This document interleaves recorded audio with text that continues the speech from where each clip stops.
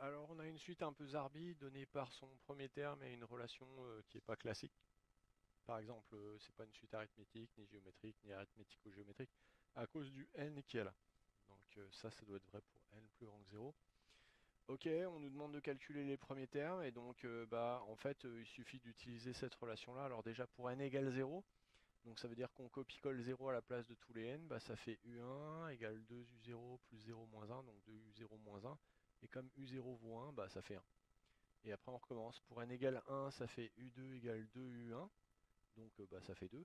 Pour n égale 2, ça fait u3 égale 2u2 plus 1, et donc bah ça fait 5. Voilà, on a calculé chacun des termes. Ensuite, on nous demande de montrer par récurrence que un est supérieur ou égal à 1.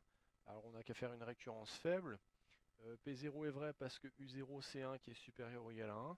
Si on suppose Pn, eh bien, on va utiliser la relation là qui permet de se ramener au rang précédent en remarquant que Pn nous dit que Un est plus grand que 1 et donc du coup on a un nombre qui est plus grand que 2 plus n moins 1, autrement dit qui est plus grand que 1 plus n, qui est lui-même plus grand que 1 vu qu'on a supposé que n était supérieur ou égal à 0. Donc Pn plus 1 est vrai, donc bon bah c'est vrai pour tout n. Après, on nous demande d'en déduire sans récurrence que Un est plus grand que n. Donc on réexploite cette relation-là, un petit peu comme dans une enquête policière. Chaque fois qu'on trouve un nouvel indice, on repart avec l'indice supplémentaire et on essaye d'aller un peu plus loin. Et donc maintenant qu'on sait que Un est plus grand que 1, si on repart de là-dedans, on peut dire que Un est plus grand que 1, donc ce nombre est plus grand que 2, donc c'est plus grand que 2 plus n moins 1 qui fait n plus 1, et on se rend compte que Un plus 1 est plus grand que n plus 1. Alors on fait un décalage d'indice de 1, et on en déduit que Un est plus grand que n à partir de 1. Et puis bah, il se trouve que c'est vrai aussi à partir de n égale 0, puisque U0 fait 1, donc en fait c'est vrai pour tout n. Et on nous demande aussi de regarder si c'est croissant. Alors on va utiliser la technique numéro 1, on va faire le signe de Un plus 1 moins Un. Encore une fois, on utilise ce bins là. Et donc si je fais moins Un, bah, il y a une petite simplification. Je trouve Un plus n moins 1, mais comme Un est plus grand que 1, c'est plus grand que n qui est lui-même plus grand que 0. Donc le signe est positif ou nul, et donc la suite est croissante. Bingo. Alors, on continue avec notre suite UN un peu zarbi qui vérifie U0 égale 1 et UN plus 1 égale ça à partir de n égale 0. Et cette fois, le sujet nous fait poser une suite Vn qui est égale à n plus UN qui est notre suite mystérieuse. Probablement que ça va s'arranger si on utilise cette suite-là. Il nous demande de regarder Vn plus 1, donc on balance n plus 1 à la place de chaque n dans cette relation-là, tchac. Et ensuite, bah, Un plus 1, on sait que c'est égal à ça, donc on a envie de l'utiliser. On le balance là-dedans, ça fait n plus 1 plus 2un plus n moins 1. Et oh, super, le 1 et le moins 1 simplifient.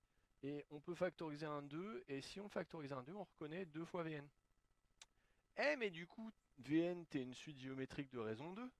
Donc on peut utiliser le cours, on peut dire que Vn c'est V0 fois 2 puissance n. Alors V0, on peut le calculer grâce à la formule là.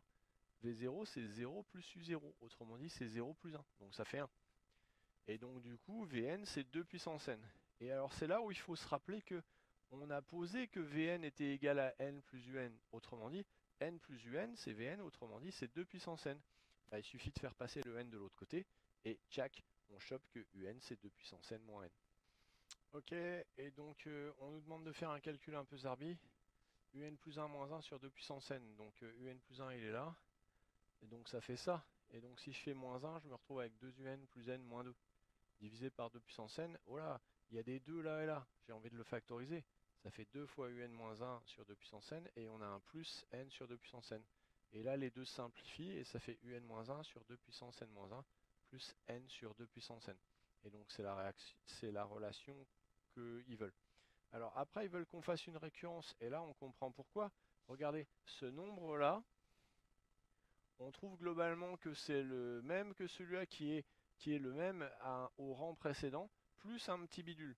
Autrement dit, ça c'est une propriété qui permet de transmettre l'information de ça au rang suivant. Donc bah, comme propriété de récurrence, bah, on prend le résultat qu'ils veulent qu'on démontre. P0 est vrai parce que quand on met 0 là-dedans, ça fait U0 moins 1, bah, ça fait 0 sur 2 puissance moins 1, mais on s'en fout, ça fait 0.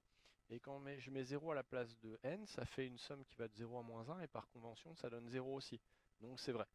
Et ensuite, bah, la transmission se fait parce que on part de ça, on arrive à écrire que c'est ça plus ça. Pour ça, on peut utiliser Pn, autrement dit, c'est égal à la somme là plus n sur 2 puissance n. Et on remarque que le terme qu'on obtient là, c'est exactement le terme qu'on rajouterait si on prenait k égale n. Donc du coup, ça nous permet d'écrire la somme qui va de 0 à n, de k sur 2 puissance k, et bingo, la récurrence est démontrée. La transmission se fait et l'initialisation aussi. Ok, il reste plus qu'à faire la synthèse de l'exercice.